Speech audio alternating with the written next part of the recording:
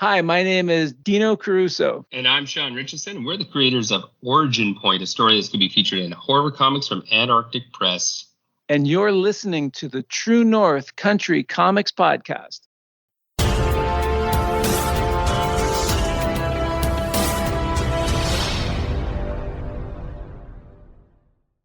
Welcome to the True North Country Comics Podcast, dedicated to promote Canadian comic book and graphic novel creators and supporters.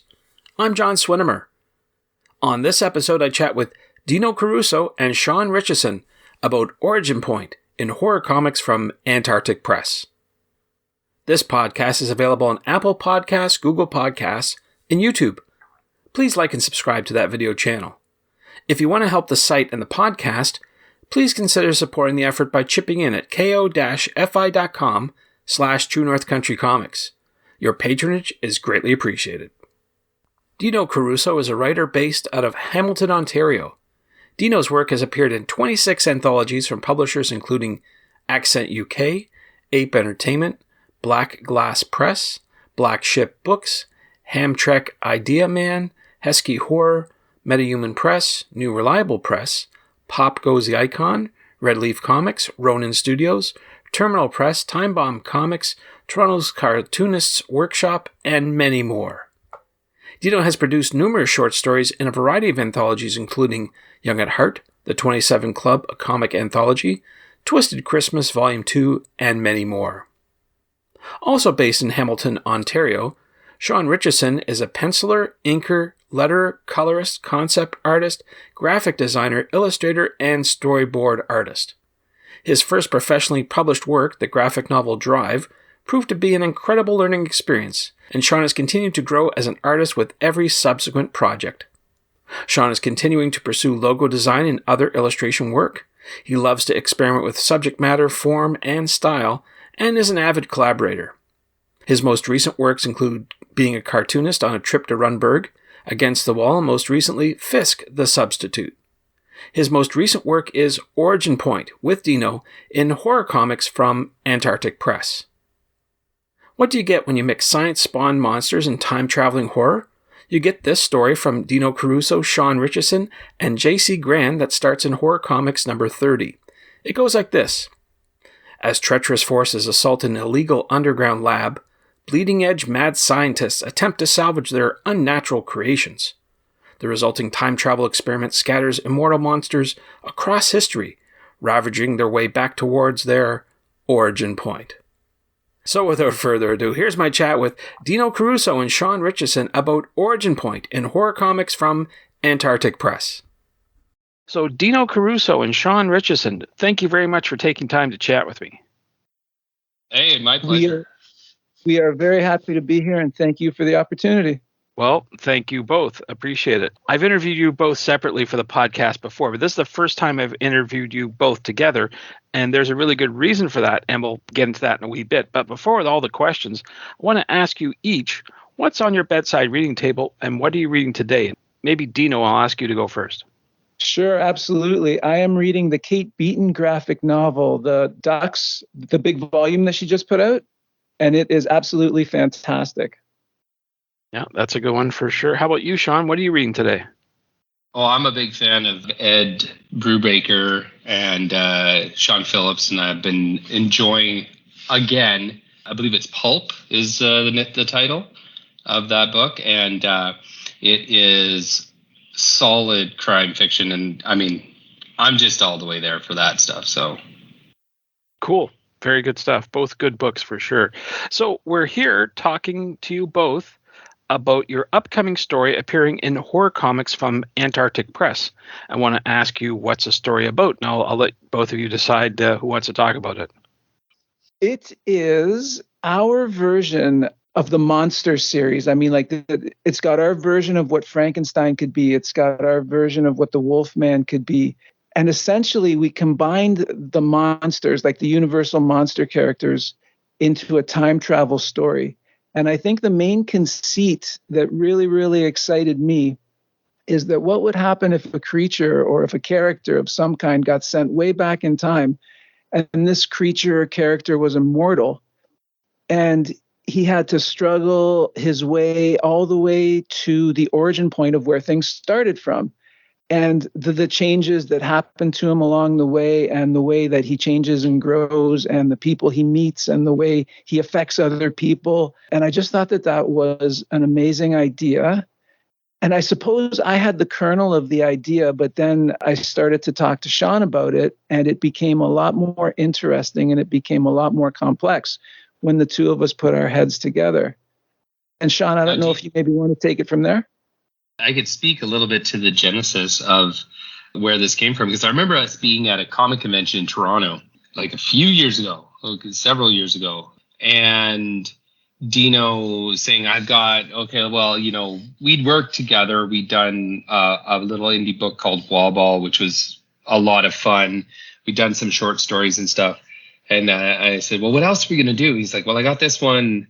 And I think we were calling it Monster Man at the time. And it was like, oh, Monster Man. What's this? You know, yeah. Do you remember that? Yeah. I think, you know, in my defense, I think that was kind of a working title. But yeah, that's a working title. I'm not, you know, you don't name these things. Not all of them come out of the gate. Sometimes you have a wonderful title and you're like, I got such a great title. I got to write a story about this. But for this one, it was the idea that we had this character that, I mean, starts out inanimate. You know, it's sort of the classic Frankenstein story where the doctor's trying to, you know, breathe life into a corpse sort of thing. And without spoiling too much, you know, it's sort of the time travel element that, for whatever reason, sparks this creation. And so that's how this character comes into being. And he's flung into the far past. And I thought, oh my God, like historical fiction is one of my serious jams. Like, you know, like all of the stuff that has been out, like, you know, Game of Thrones is kind of a fantasy one, but there's the Vikings series on TV, and there's, you know, a lot of stuff where the Throne, or what's it called? What was the one with Henry Cavill before he was Superman? Anyway, the Tudors. So there's a lot of that historical fiction, historical fantasy, where, you know, we've taken something that could have happened and we're going to kind of try to put a spin on it and do a thing where we explore maybe a different timeline or, you know, a different reason for things to have happened. But I hadn't really thought of it with the horror aspect of using like a sort of the stand-ins for, we think of them as the classic Universal monsters, but Universal obviously just cribbed all of that stuff off of like European folklore, saying, but what if there was a sci-fi element to that as well? And then what if there's also maybe an action element? And I thought, man, I would love to draw this, but we had already gone ahead with this other book that we were working on, Fisk. And so I was like, well, I'm too busy to do that, but I'll help you write it because I love the idea and I'd love to help you flesh it out. And so that was Dino being very generous and saying, yeah, I have this idea and I would love for you to come on board and help co-write it and help, you know, flesh out the ideas of it and write down the script and all that. And then I also got to put a little bit of my stamp on it with, you know, sort of the graphic designy elements and I do the lettering, this kind of thing. So I got to contribute in a variety of ways. But normally, I mean, my background was always being the artist or the illustrator when I've been working with Dino. So it was a first for me, which I was very excited to like kind of learn a little bit about how Dino goes about his process as well with writing. So that was a lot of fun. And you mentioned the name there. What was the title you settled on for the run in the book?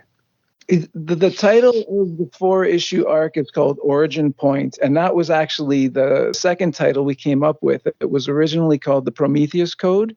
But then just for whatever reason, I mean, just maybe the sound or the way it rolls off the tongue, or actually, you know what, Shawn? I think it was because the movie Prometheus had just come out recently before that, I think. And we were saying that while we were writing it, while we were finishing it up and JC was doing the original art on it. This is a backaway still, right? So he was doing maybe the first issue. And we were like thinking, okay, we're pitching this around.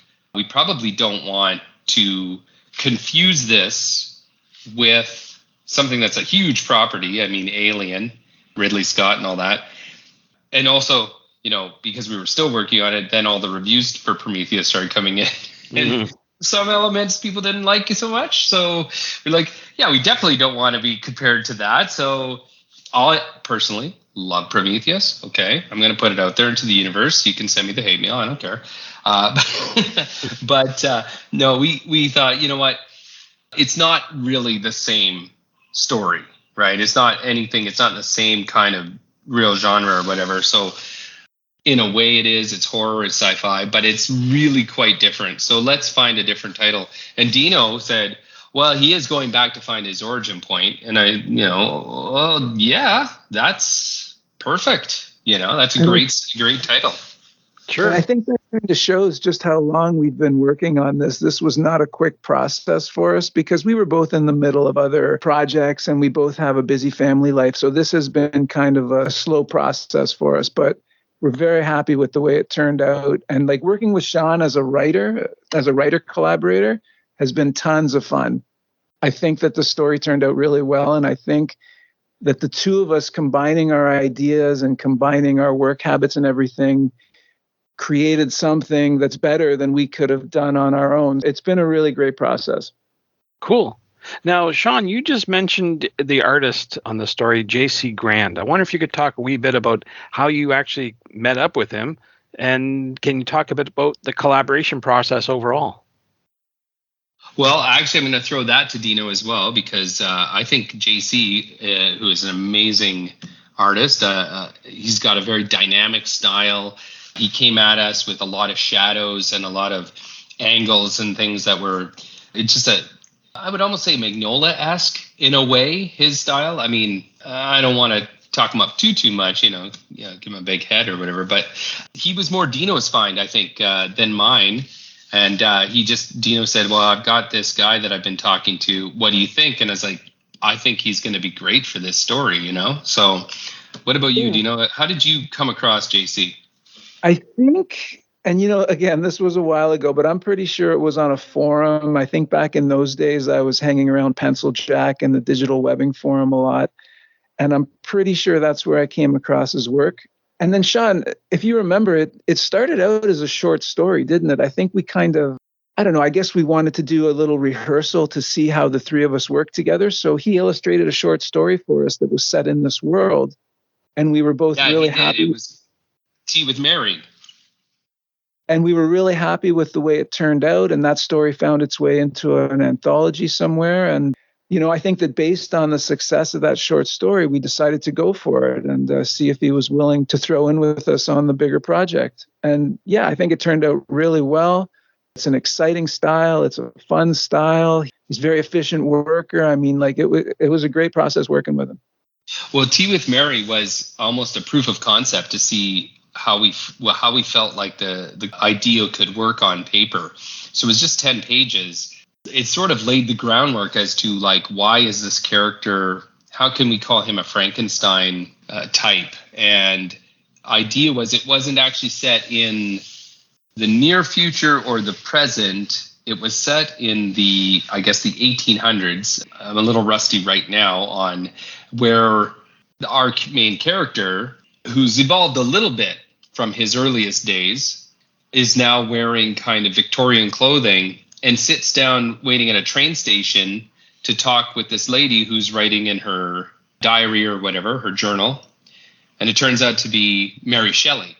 And so he explains, he's giving her his backstory a little bit, one of the tales, and that inspires her to kind of go ahead and write the famous Frankenstein story that sort of kickstarted all of horror. If you really want to look at horror and sci-fi, one of the earliest examples of not only mixing those two genres, but even just of those genres really all together is Mary Shelley writing Frankenstein. I mean, if you want to talk about the mother of the genre, she's right there. Yep, so absolutely. We kind of thought of that as a little homage to that. And we wrote this little kind of a cute story about, maybe she was inspired by this creature she met and, kind of played with that idea. And it worked really well. JC was a great fit for the story. He brought a lot to it. Like Dino says, a lot of dynamic art and exciting artwork. And so we just thought, you know what? If we get a chance to expand on that, you know what, we should have him back again. And then we made the decision. We're like, you know what, whether we have a publisher attached right now or not, let's do it. We'll do the whole book, get it done, and then we have something that we can show to people. Okay. Yeah. Now, how about the creation collaboration process? Did you give him the full script and said, go ahead and do it? Or was there a lot of back and forth? We were not able to write the whole script at once. I think the way we did it, Shawn, if I'm not mistaken, is we would write the issues one at a time, and then we would send the complete issue off to JC. And then while he was working on the issue, you and I would start to break the next story and like work out all the pages of the next issue. Yeah. So he would pretty much take the issue as is. He would work on it, and then like he'd send us the pencils to look at, for example. And if we had any notes before he started inking, we would give him some notes. Typically, I think that's a pretty traditional collaboration with an artist, Shawn. Oh, absolutely. I mean, you know, there's always going to be some back and forth. I know, like when I've collaborated with you previously as an artist, you send me the script, and even if it's a complete script, although at this point now we've collaborated so much, I think lots of times you just, you know, kind of send me like beats, and then I kind of work from that, and then you fill in the dialogue. Kind of more of a Marvel method between us two. But now with JC, you don't know him that well, so you don't know what his rhythm is, so you kind of want to send him as much as you can. So I know we wrote a pretty much complete script on issue 1, and then there would just be like, maybe in this panel, he would send us kind of the roughs and the pencils, and we'd say, well, maybe in this panel, could we do more of a close-up on this? You know, he's holding this particular item, so we want to really focus on that. Or, you know, maybe this can be with a full moon in the background to show where they got nighttime or whatever, you know, and just little bits like that back and forth. And I think both of us, particularly like me as an artist already, and Dino having worked with a lot of different artists, pretty sensitive to the needs of, you know, how an artist works. We tried not to change too much. I think there was even situations where we would move some of the dialogue around on the page if it would, you know, fit better for the panel, that kind of thing, because, you know, you don't want to put too much burden on the penciler or the artist, because he's doing all of it, of course, as well as inks, to have to change things. So it was a pretty amenable kind of collaboration, I think, with him. The other thing is, if I'm not mistaken, JC's down in South America. I don't know that English is his first language, although we had no issues really communicating. You want to be sensitive to that as well, and not try to get too nitty gritty with someone and say, you know, oh, the angle should be 45 degrees more, or, you know, to the left, or, you know, that stuff is kind of immaterial a lot of the time. If it's something really important, you're going to make a change. But I like to see what the artist interprets too, and sort of go, well, that's their, you know, their contribution, and then you're going to add that element into the story now. And I think one thing that I've really become fond of lately, and one thing I know we did in this script, especially with the second language issue, is to include a good amount of photo reference. And I think that can go a long way to kind of to trying to clarify exactly the effect that you're going for. Absolutely. I mean, speaking as an artist as well, when we work together, I know lots of times you'll send me links to things, or like, oh, here's an idea of what it looks like. I'm working currently as well with a guy named Russell Lissau on a 5-part miniseries. He'll have locations in mind that's set in Las Vegas, this kind of thing. So it's like, oh, well, what about this fountain, or what about this casino, you know? And like, so I'm happy when somebody sends me that and says like, hey, here's what I want it to look like. That takes a lot of the guesswork out. I don't have to do as much, you know, reference hunting and trying to figure out what best angle. I mean, if I get that stuff sent to me, that, oh man, that dumbs it down a lot for me. And then I could just get to the drawing, which is, you know, the fun part of it, right? Yeah, I'm curious to know if at any point, as you were writing the story and the artwork was coming in, did you rethink something that you had already planned and go, wait a second, maybe this would work instead? Did the artwork actually influence you at some point? Yeah, I think that it's a constantly evolving process, you know, and sometimes you'll notice something in the art that really kind of gives you a spark of an idea. And that's the beautiful thing about comics too, because a lot of times, even when if the art is done, you can still manipulate the dialogue, or you can still kind of make some changes in what was supposed to be happening in the next issue. Not to give it away, right? I don't want to spoil anything, but I think the ending, if you recall, Dino, there was a certain ambiguity that was added towards the end, which actually I think helps not only maybe set it up for a sequel or further telling of a more of the story, but also keeps the reader kind of, like we're still talking about Inception. And did Cobb end up in the real world, or, with the spinning top, we never saw it fall? We're still talking about that because there's that, we love that little bit of ambiguity. It's a happy ending, or maybe it's not, or it's up to your interpretation. So I think some of JC's choices helped with that kind of thing as well. So. And I'm laughing now because I remember when I first saw the ending, I was thinking, that's not quite what I wanted. I wonder if we should redo the page, but then we would talk about it. And it turns out that it opens up more opportunities sometimes, I don't know. Anyway, I know exactly what you're referring to about the ending. And yeah, it's not exactly what I wanted originally, but I think it worked out as an improvement in the end. So that's the beauty of comics, I think. I don't know. I think that's unique to comics, that kind of stuff. It's got so many possibilities to change course on the fly, to call an audible as something's happening. Now, you're working with Antarctic Press, a San Antonio-based comic book publisher. Wondering how you got involved with them for this project. Well, I think what we did, as soon as we were done, as soon as we had a version or a draft of the story that was ready to show publishers, I think we did kind of the traditional thing, and we sent it to a bunch of publishers.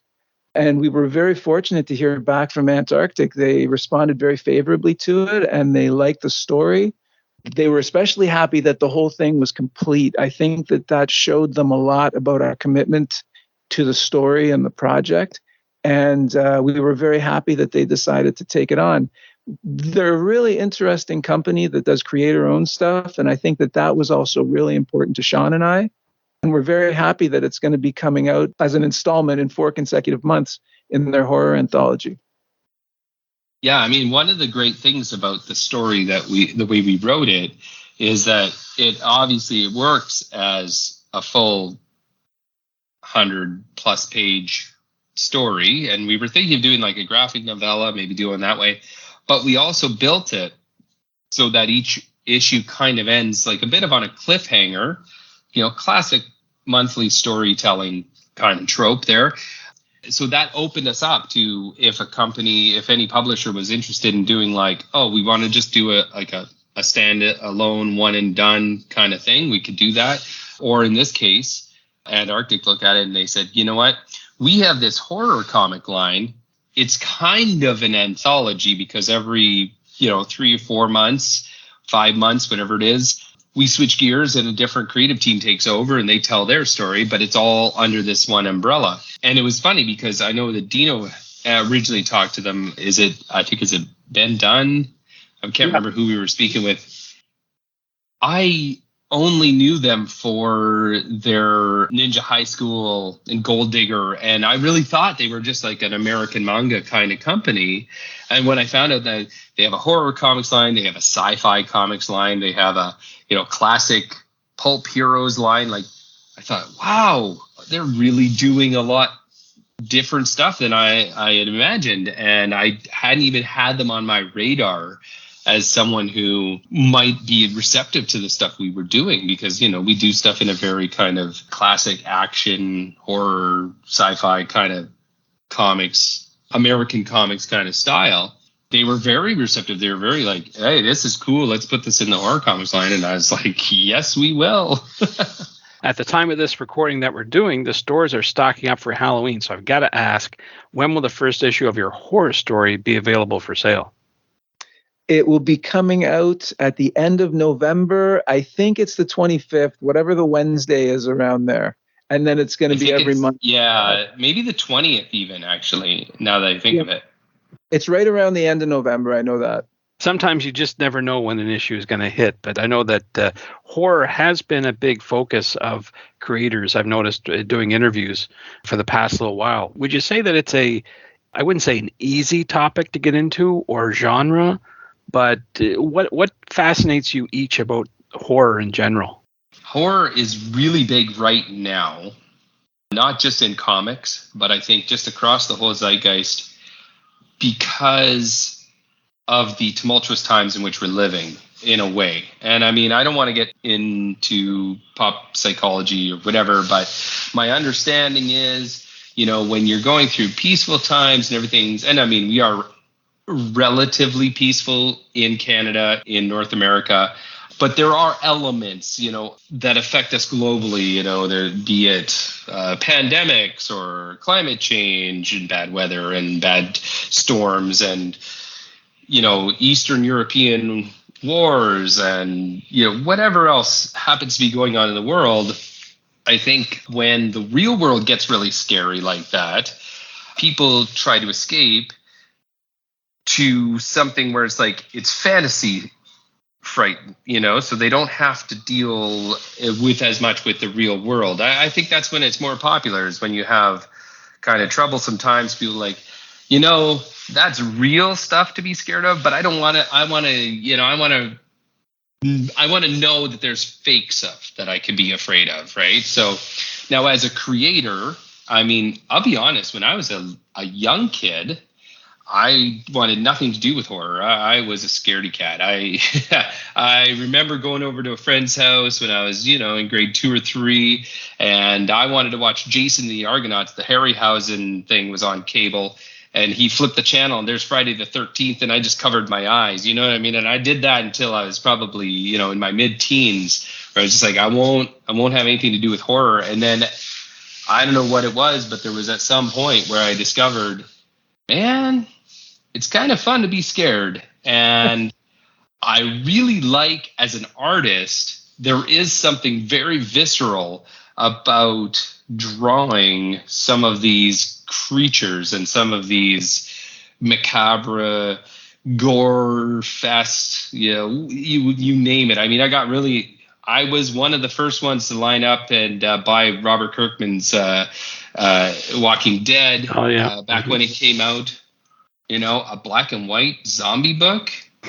Who was doing that? Nobody. And he did it, and it was wildly successful.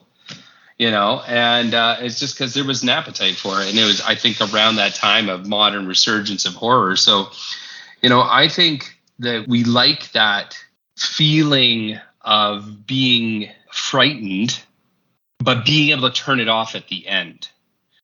Right. And so I think, that is something that appeals to us, and it appeals to us as artists, as writers, as creators, to be able to provide that thrill to people. I mean, Halloween has gotten bigger and bigger, as a holiday every year. Yeah. Yeah, that's for sure. I think my answer is basically the same as Sean's. I think I would express it as it's just kind of a safe way for me to confront my anxieties or confront the things that are worrying me in a fictional way, sort of, and just kind of look at it and say what it is and express the possibilities that here are the things I'm worried about, and this is the worst possible version of the thing I'm worried about. And it's, I think that's how I look at horror, as just a way for me to confront the things that I'm scared of. Now, we've been talking about your origin point story, but wondering, what do you each have planned next after this? Yeah, I'm always kind of working on some different things. John, I think you had Randy Stone on recently. Not too long ago, yeah. We had a good chat with him. Yeah, he's doing a book that's called The Bullet Adventures, and I'm doing the backup story that's in that right now. That's called The Backdoor Pilots. And so that's kind of an ongoing, continuing story that's being serialized as a backup story in Randy's book. And so I'm really happy to be working on that. I'm doing another project that's been another long gestating project that again has a working title right now that I'm calling Community Service. And that's an 80-page story that the art's all done, and I'm working on the lettering part of it now. And there's no deadline on it because I'm just sort of doing it for myself. But I'm hoping it'll be done by the end of this year, maybe the beginning of next year. And, aside from that, I'm always just kind of noodling away at a few things. But those are the two kind of concrete projects that are happening right now. And sorry, there's also one more. Shawn and I are also currently working on a short story that's for an anthology that'll be out next year. So that's the stuff I've got cooking. Cool. What about you, Shawn? Currently, I have a work called The Hard Ways in progress with that aforementioned other writer, Russell Lissau, where I'm doing the artwork on it. And we have just completed the 4th issue, which should be coming out to a PDF near you soon. We're doing it self-publishing. Once we have it all collected, I don't know if we'll kickstart it or what the story is, but we're sort of letting that sort of find its own way. But it's a crime caper set in Las Vegas to do with kidnapping and all sorts of nefarious deeds, which has been a lot of fun. The anthology story that I'm working on with Dino, which I don't claim to have any focus at all. So as soon as somebody knocks on my door and says, hey, I had this idea, I look at it and I say, that looks so much fun, I want to do it. so I've been chipping away at both of those, and I think I'm about halfway through the short story with Dino, and it's been a ton of fun. We're going to call that one 8 Arms of Doom, and that should be coming out in an anthology on Kickstarter not too long from now, because I think I've got to have the art turned in by the 8th of October.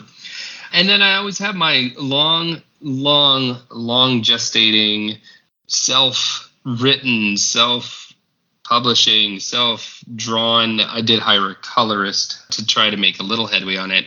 An Aboriginal adventure fantasy called Legend of the Sunset People, which is always on my back burner and every so often gets moved to the front burner where I could do a few more pages and then put it to bed for a bit, and then I come back and I do a few more pages, and eventually I'll have that whole thing done and put out in a book form. But it just floats around the internet here and there. I think I've got it hosted on a couple of websites. I'm not sure exactly where anymore.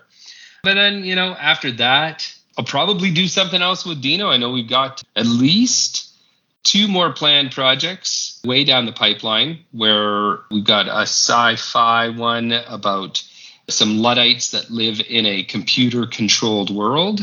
Another one, which is a post-apocalyptic world, a look at the world where things might have ended in the 70s, but we've carried on just kind of trying to get by for the last 40 or 50 years. Both of those are, scripts in my hard drive that Dino has sent me, and I think, oh God, I can't wait to start drawing these. But you got to get the other stuff done first, John. There you go. Well, I'm glad to hear you're both keeping busy. That's for sure. Good stuff. Now, this is going to come out of left field, but I've been asking creators this question about the use of AI in comic book creation. Basically, want to ask, what's your take if you think that AI is helpful or harmful to comic book creation? Maybe Dino will ask you to go first. I think it's harmful. I think that the whole thing that's happening right now with the writer's strike in Hollywood is showing the problems that can happen with the plagiarism that seems to be running rampant now with the AI situation. So I'm sure that there is going to be a way for artists to use it as a tool eventually, as a way to make the job go smoother. But the current state of my understanding of it seems to be a very negative situation. And I have to say, I don't understand all the nuances of it, obviously. Just kind of the broad strokes of what I understand now seems to be a bad situation. I think you kind of nailed it. From what I understand, much the way a lot of new companies in unregulated spaces seem to operate to begin with is that, in particular, now I can approach it from sort of the visual arts side of things. It seems that a lot of this AI, however it assembles this final product, it seems to be scraping the internet for source material and using a lot of this stuff without any kind of sensitivity or compensation for, original art or the original creator. To the point where, from what I understand, I haven't really gotten into it too much. I haven't used it that much. I did use it a little bit when it first came out just to see what it was about. And apparently you can have someone draw comic panels in another artist's style because it'll just look for that person's name and how they're associated with their artwork. And it'll create Jim Lee's whatever, Justice League, something he's never worked on, but there it is, and it looks just like it. I don't know how much of a threat it is in particular right now. There do seem to be still some issues with how well it can interpret things. Multiple fingers and this sort of thing was the big original, was the catch.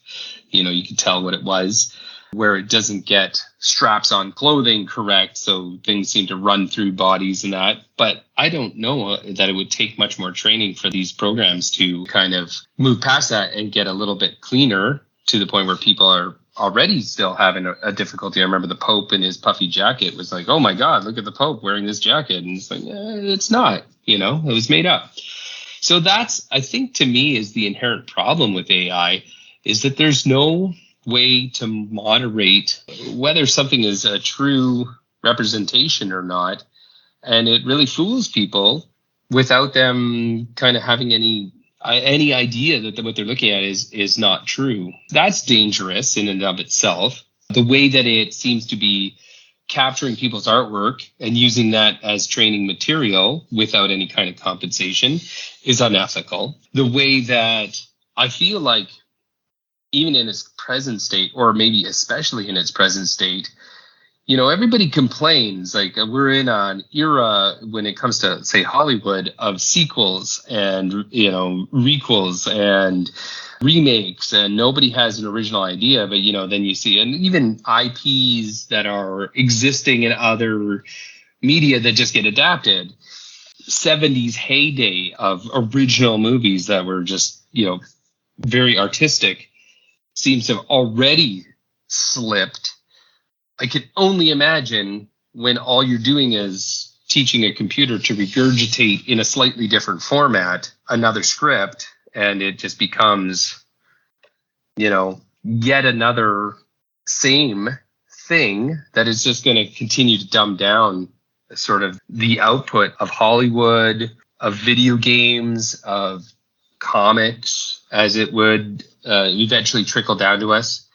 The only saving grace that I could see comics really having is that we don't really have that kind of profit margin that would necessarily be something that somebody would go after. However, if you can, get a comic script written and the art done by just having a subscription to a Chat GTP and a one of the AI art programs, and you pay your $25 and all of a sudden you have a completed comic book. I mean, that's going to it does lower the barrier to entry, but without any kind of sensibility of the art and thinking about, the amount of work that an artist puts into each panel, the amount of work that a writer puts into each story, and trying to figure out the motivations of these characters and all of this sort of thing. With that all gone, it becomes a pretty vapid art form. And any art form will become a pretty vapid art form if I think if it's being written by computer. So. Okay, well, I appreciate your both of your feedback and answers to that. So I do appreciate that. Before we wrap up, though, I want to ask you about website. Where do you recommend that people go online to find out about your current and your future projects? And I'll ask Dino if you've got some stuff you could say. Yeah, it's not a very original name. It's just my name.ca. So DinoCaruso.ca. And that's where I have all my latest news, and there's some short stories there. And that's where you'll find out anything that I'm working on. How about you, Shawn? I thought I was creative and picked wonderrealm.com. So it's WONDEREALM. And then that people get confused with that because they think there's another R in there. But anyway, so wonderealm.com. And find a site sampling of my work. I have a storefront attached there where you can go and buy sort of the back issues of some of the work I've been working on in a digital format. I'm not big on the shipping things out to people aspect of things. So a lot of the stuff that we have, though, like our last book was on Amazon. So you can go to Amazon. You could probably back order it through a comic book store, but I'm not really sure. That was Fisk, The Substitute. That came out. That was the last time Dino and I collaborated on a large format project. And that came out in 2016. So it's been gone for a while, but I know you can still get copies on Amazon. So you can check us out. Just search for our names on there. If you want to find some of our work, check us out. You can do that as well. Thanks to Dino and Shawn for the chat. You can discover more about Dino at DinoCaruso.ca, and you can discover more about Shawn at Wonder Realm. That's WonderEalm.com. You can discover more about Antarctic Press at antarctic-press.myshopify.com.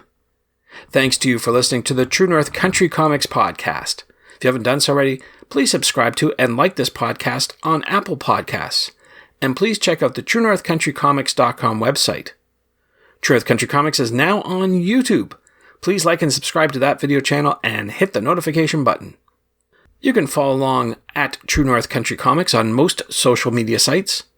And remember to send any and all feedback to John at TrueNorthCountryComics.com. If you want to help the site and the podcast, please consider supporting the effort by chipping in at ko-fi.com/True North Country Comics. Your patronage is greatly appreciated. Thanks for listening, and come back soon for another episode. Bye for now. True North Country Comics Podcast is copyright True North Country Comics, copyright 2023.